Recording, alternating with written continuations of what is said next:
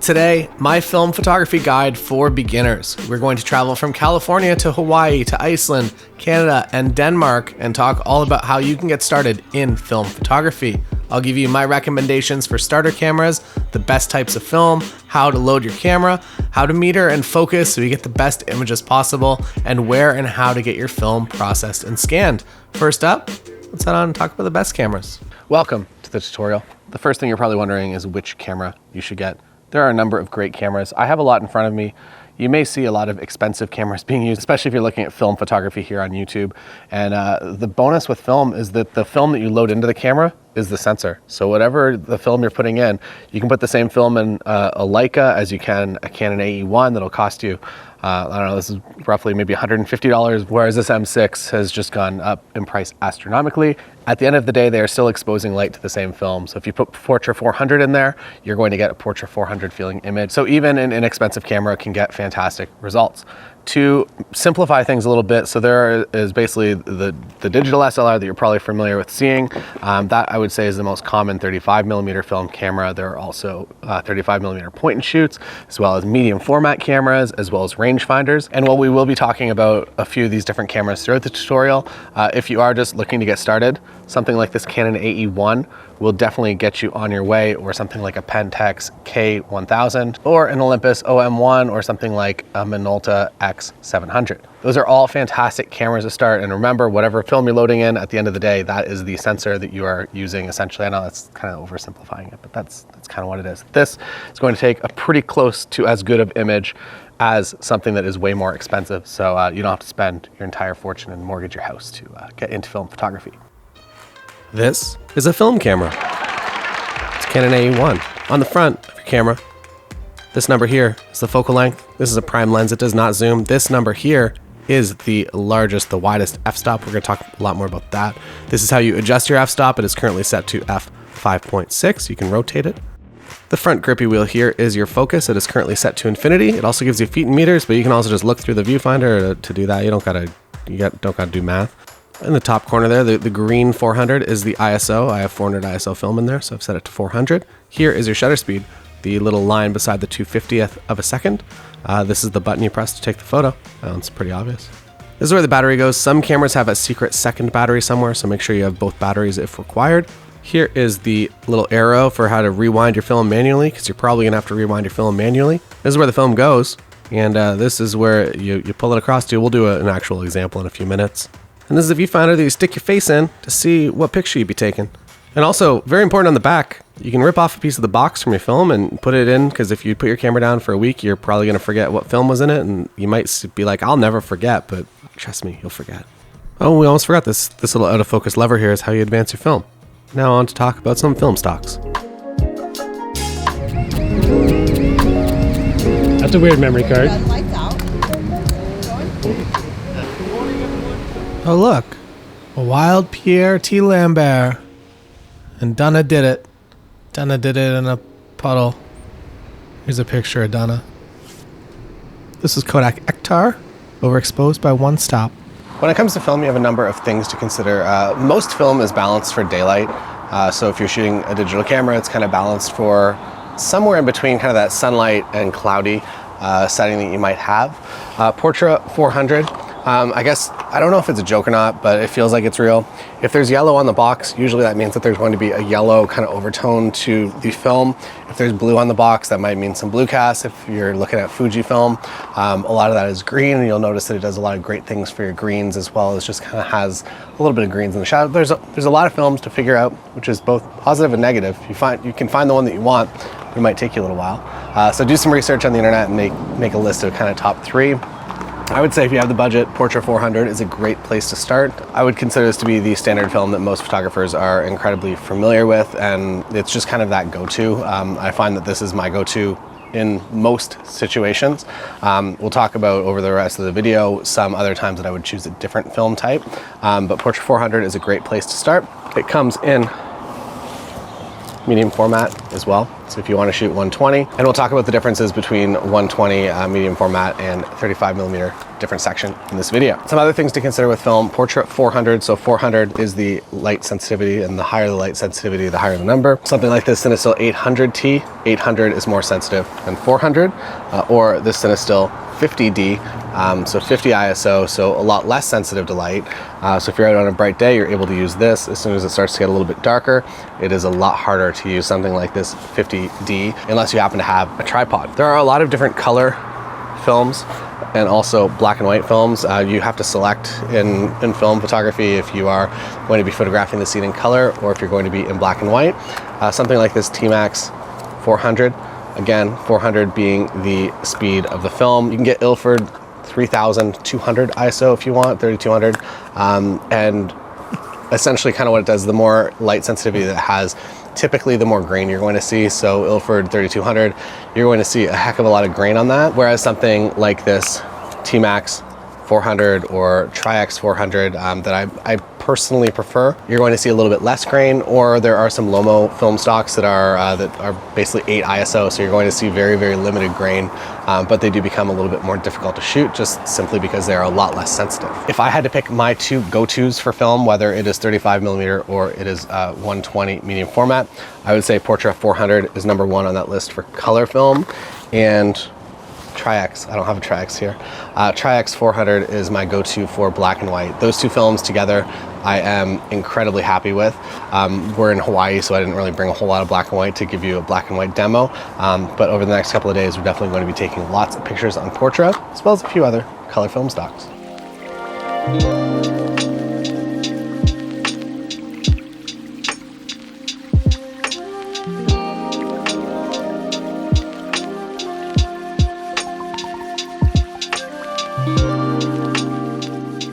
So the most common lens you're going to get with a film camera of this style, Canon AE-1, is going to most likely come with this 50 millimeter lens. If you're buying a camera online, make sure that it has in fact been tested so that you're getting a working camera. What I kind of do to make sure that my camera is working as I would expect it to is I open the back. There's film in this right now, so never, as soon as you put film in it, never open the back. But I open the back and I make sure that when I'm hitting the shutter button, that it at least appears to be changing shutter speed. So if you're at a shutter speed, say 1/1000th of a second, you hit the shutter button, and it's a very fast shutter that you can just see a little bit of light through, that's good. And then when you slow it down to something like 1 second and you hit the shutter button, it better stay open for longer than that first little blip of light that you saw. Hopefully it stays open for 1 second. When it comes to other lenses you can get for your cameras, I like to get a 35 millimeter lens if possible. You can get wider if you're interested maybe in street photography, including a lot more in your scene, but I find personally a 35 is usually wide enough for most situations. It also allows me to get a little bit of that depth of field separation, a little bit of background blur. And then if you are into more, say, portraits or maybe bigger landscapes, it might be important to get a longer lens as well. And by longer, I mean more millimeters. So maybe something like an 85 or a 90, or even a zoom like a 70 to 200. And that way you're able to get a little bit closer to the final image you want if it is something that's a little bit further away. If you are looking at a first camera, I would say a 50 or a 35 millimeter lens would be a good place to start. Actually looks really nice over there. I should have brought color film. Loading your camera is pretty similar regardless of which camera you use, if it is an SLR or a rangefinder. They all have kind of the same principles, or roughly the same principles. There is probably a secret hidden lever here, like this. Just pull that up, and you just do that to pop the back up. If that does not exist, there might be something on the side here that you can easily just pop the back open, and you're ready to load your film. So after you've opened the camera, there's likely a spool on this side that you're going to have to load the film in, and a place for your film to sit comfortably right here. So press that down and get your film in there, and just simply pull it across. And on the other side here, you can see that there is a take-up spool. So you place the film in here or something similar, and at that point you advance the film. So you can hit the shutter button and advance, and it should get caught like that. You want to make sure that it is catching and that it is rotating. Hit the shutter button again, and make sure that everything is good. You want to make sure that the gears here are in the correct positioning and they are going to be advancing your film. And most cameras also have some sort of way to actually show you that the film is advancing. This little dial here should move whenever you advance the film. Once you're confident that the film is advancing properly, I tend to probably maybe do a few additional shots just due to anxiety. You can close the back of your camera and you'll want to do a few photos. There should be a reader that says, eventually it'll say a 0 or the number 1. Right now it says S, which means I need to do a few more advances to get to 0. And now that the camera's at 0, I'm ready to go.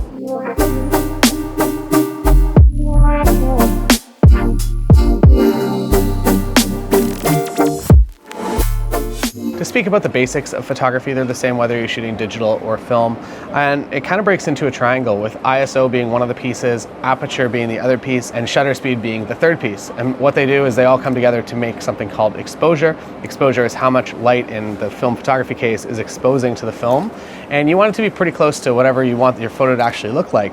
You do have a little bit of leverage if you underexpose, you overexpose, the lab can fix it, but you do want to make your final exposure as close to you want it as possible. Speak about the first piece of the triangle is ISO. And ISO in this case is just controlled by your film. In this case, we're using 400 Tri-X. So 400 is the number of ISO. So you're kind of stuck to that. And when it comes to ISO numbers, 400 is a pretty good general number. To talk about the second piece of that triangle, and they are by no means in the order that are the most important. The second is aperture. So what aperture is essentially, you can kind of see here that as I close the aperture of the lens, it lets less light in. So something like this is what we call wide open, which is f2 on this lens's case. And then down here around f22, you can see the opening gets very, very small. So your lens will likely have a maximum aperture. The smallest number is considered the maximum aperture. I know, confusing. f2 on this lens, which means that it's letting in lots and lots of light, as you can see. And as we call it stopping the lens down, you're making the aperture a little bit smaller, which is increasing the number, and down around f22, all of a sudden the aperture is very, very small and letting in not nearly as much light as it would be wide open. What this means for you and your exposure, if you are in a darker environment, you're obviously going to want to be letting in as much light as you possibly can. So in combination with ISO, a higher ISO film, as well as leaving your lens wide open at something like f1.8 or f2, you're going to be letting in lots of light to get that proper exposure that you want. Just to punch in here for a moment, aperture also controls your depth of field. So if you're at a smaller f-stop number, an f, say 1.2 or an f2, you're going to see that out of focus background. Whereas if you go down to something like an f8, like this image here, all of a sudden everything is a lot more in focus. And to add two more variables, sorry if it gets confusing, focus distance, the closer the subject is, the blurrier the background is going to be, as well as focal length. So if you're using a longer lens, the background will be blurrier as well. So basically, if you want the blurriest background possible on a portrait, you want that subject as close to your lens as it will allow you to focus on. You want to be on a longer lens like a 50mm or an 85 or a 135. And you want to make your lens as wide open as possible. Assuming that you have a good quality lens, we'll talk a little bit more about that right now. In fact, if you are using more vintage equipment, stopping your lens down will add more sharpness to the final image. If you're shooting wide open, you might start to notice that even though things are in focus, that things feel a little bit too soft. Once you get down to something like f4, you're going to be more in the sweet spot of the lens, which basically allows it to create sharper images for you.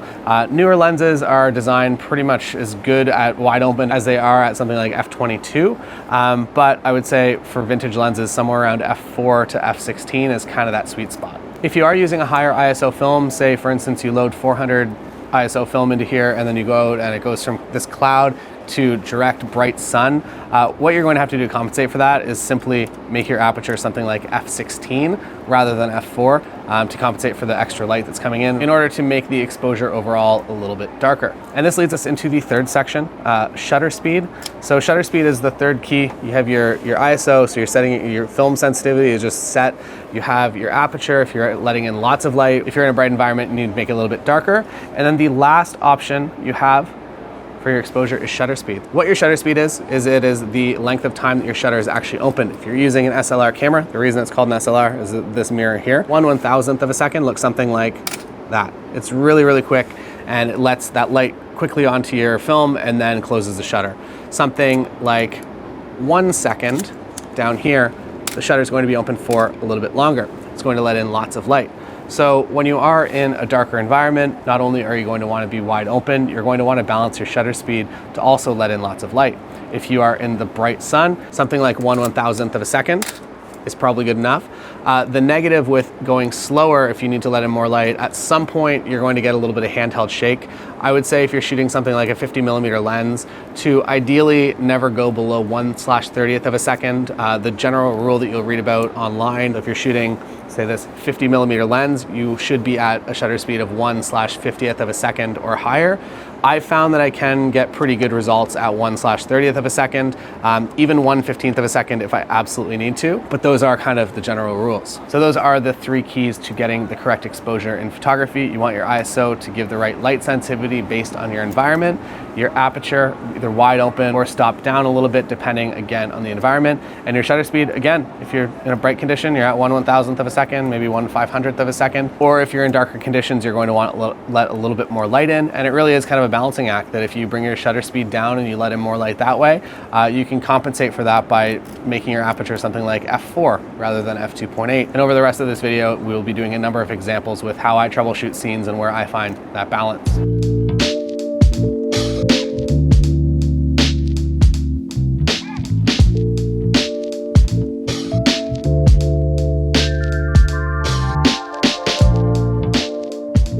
Talk briefly about metering and exposures. We're going to kind of walk through an AE1 setup, which is what's kind of more a shutter priority, where you set the shutter speed and figure everything else out, as well as a rangefinder that is aperture priority. So depending on which camera you have, hopefully you have a meter in your camera. If you don't, we'll talk about that at the end. So this Canon AE1, and I guess any film camera, the ISO is going to be set by whatever film you load into this camera. There are exceptions, but they're a little more advanced. We'll talk about that later in the video. So in here, Portra 400, which means I'm setting my ISO on my camera to 400. And then from there, I typically select a shutter speed. So out here, I know I'm shooting at 400 speed film, and I might go to 1/1000th of a second here on this Canon AE1, and just kind of hold the camera up, and whenever you press the button halfway, it'll give you a meter reading. So the meter will drop down from the top, and it will tell you you should shoot this photo at f16. There's no film in this camera, but you get the idea. To set your aperture, it's usually on the front ring here, and this goes from 1.8, f1.8, all the way to f16. And some cameras will actually have an automatic mode as well. So this Canon AE1, you can actually set it to A mode, so it'll just set everything for you. So you can shoot this in full automatic if you want. Again, shutter priority, so you're selecting the shutter speed you want, you're holding down, and it will still give you the meter reading. So basically what you want to look out for is if your frame is going to be too dark, it's going to have the meter all the way at the bottom of this camera, and it's going to be kind of telling you, like maybe a flashing light or something, to be like, by the way, you're not getting enough light in. And if that's the case, you got to make your shutter speed a little bit slower to let a little bit more light in. Today, out here, on a day like this in the rain, apparently, if you are shooting something like 1/8 of a second, which is letting a lot of light in the shutter, and you're looking through here, the light meter is actually not going to move. It's going to be maxed out still at f22 because it's looking for you to close down the aperture even more than f22 in order to get a photo that's going to be properly exposed. Moving into this medium format rangefinder, a lot of rangefinders will work similar to this, or maybe even your SLR. There's also, I guess, there's a lot of different ways that a light meter can work, so make sure you read your manual. You can usually find them online if your camera didn't actually come with a manual. This rangefinder works in aperture priority or full manual.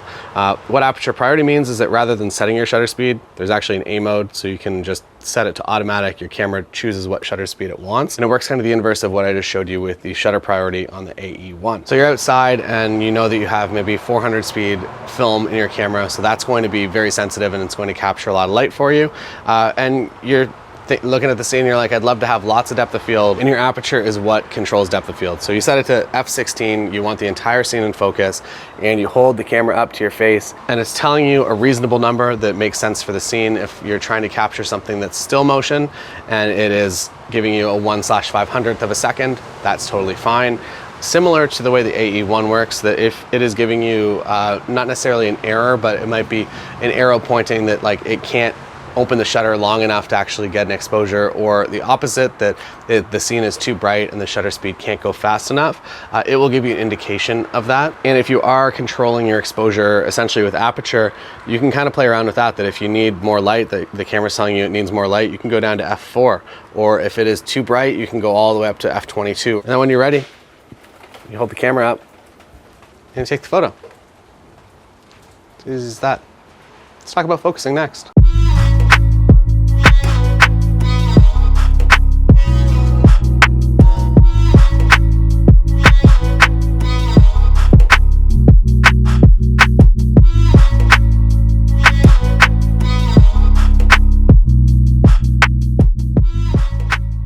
When it comes to focus, it's pretty simple with this Canon AE-1. There will be a center patch. It's kind of a little difficult for me to document, but when you look through, you'll get it.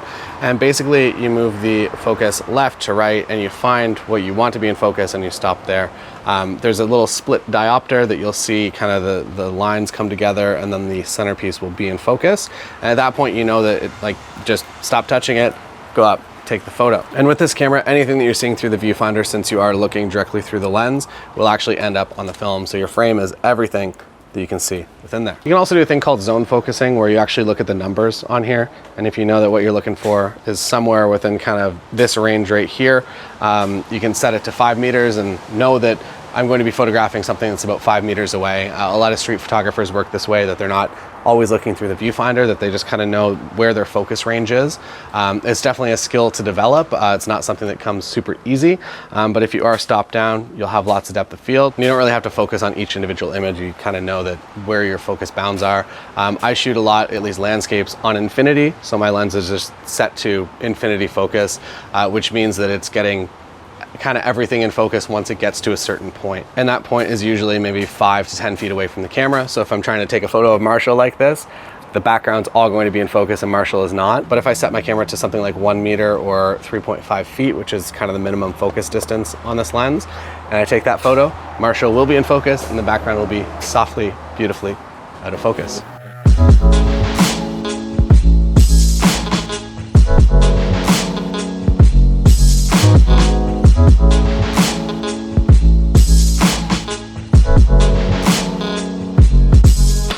Metering on a day like this is a little bit easier. It's overcast, so you're gonna find that one setting. You can use the automatic meter in here and kind of meter off something that's, you don't wanna point your camera right at the sky or maybe right at the ground below you, but point it at something that you can kind of read that seems like kind of what you would want to expose for. And there's a pretty good chance that your frame's gonna come together. So we're going to load in Portra 400 120 into this. Is it raining? Don't put water in your camera. Also on the front, you'll notice here that I have a 1/4 Black Pro Mist. It's a filter that you screw onto the front of your lens, and it makes it feel like it's a little bit more of a foggy morning. So we're cheating a little bit, just diffusing the light as it goes through into the film. I really enjoy the soft feeling of photos, not out of focus, but I enjoy softer photos in general. So that's kind of what we're trying to do here, with a little bit of help from the optics. There's a lot of good options for photos. This camera fortunately has a built-in light meter that is fully functional, which means that it'll tell me what exposure should be and I can make adjustments, or I can actually set it to automatic mode and it'll just select the right shutter speed for me. What I've actually done is I've chosen to overexpose my film. So rather than using, if you're on a digital camera or some SLRs, you have an exposure compensation tool where you can go +1 stop, -1 stop. And basically all that does is it lets in a little bit more light or a little bit less light. What you can also do if you don't have that +- button is you can just set your film to a different speed. So I've set my light meter to read from 200 ISO, which means it's going to let a little bit more light in than if it was just trying to meter for 400 ISO, which is what the film is in here. So everything is going to be overexposed by 1 stop. But I think that for the warm feeling sunset images, I feel like it really does make for a better image overall. Again, season to taste. If you like the underexposed look with the really vibrant sky, that is an option too. If you want to go for the more washed out, kind of more painterly colors, for lack of a better description, overexposing a little bit on Portra 400 is the way to kind of unlock that from the film. So hopefully that wasn't too confusing when it comes to metering. There is a lot to learn when it comes to reading light. I would say that's probably the hardest part about film photography, or digital photography for that matter. When I walk into a scene, my ISO is already set. I select a reasonable aperture for the scene, so maybe f4 in this case when it's nice and overcast, or maybe 5.6. A little bit more, higher number will give you a little bit more sharpness, as well as depth of field. So this photo coming up here is shot at f8, which means you can see a lot of that background detail as well. From there, your shutter speed just kind of falls into place. One important thing, maybe one of the more important lessons to take from this video, is that it is much better to overexpose your film, just by a little bit, not completely overexposed, but to err on the side of overexposure rather than underexposure. Underexposure is going to give you a lot of grain, and it's just not going to be the best scan. Whereas if you overexpose, it's usually a little bit easier to be saved, which is kind of the opposite of shooting digital. Now, where do you get your film scanned and developed? There are a few avenues. You can do it yourself. You can send it to a pro lab, or you can send it to maybe a local drugstore style lab, or maybe an elevated drugstore style lab. Developing yourself, obviously, I can't teach you all that in this video. I don't even do it myself.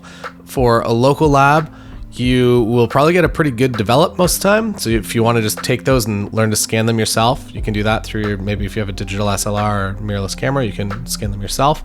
Or if you're looking at kind of the professional side of things and you want to have that proper pro level scan, we use Richard Photo Lab. All the photos that you've seen throughout this video have all been both developed and scanned by Richard Photo Lab, and I do the Richard's way, which is basically just let them have full control over the scan, and I barely touched anything in any of the photos that you saw. So the scans that come back are just perfect and ready to go most of the time. So shout out to Richard. They didn't sponsor this video, but they did sponsor a bunch of the content that you saw in the video in the film photography road trip series, and we're coming back for season 2. So look forward to that in the next couple of months. And the playlist is on the screen now if you want to go check out some more stuff. There's a lot of good tips within this film photography road trip series, as well as just some good talking about traveling and living life. And it's mostly eating pizza. Start with the Iceland episode. We put a lot of effort into it, and we really did have a heck of a lot of fun making that episode. So check that out if you're interested. Drop any questions you have in the comments also. I'm happy to get back to you, or if I don't know the answers, maybe somebody else will be able to. Thanks for watching. I'll see you next time.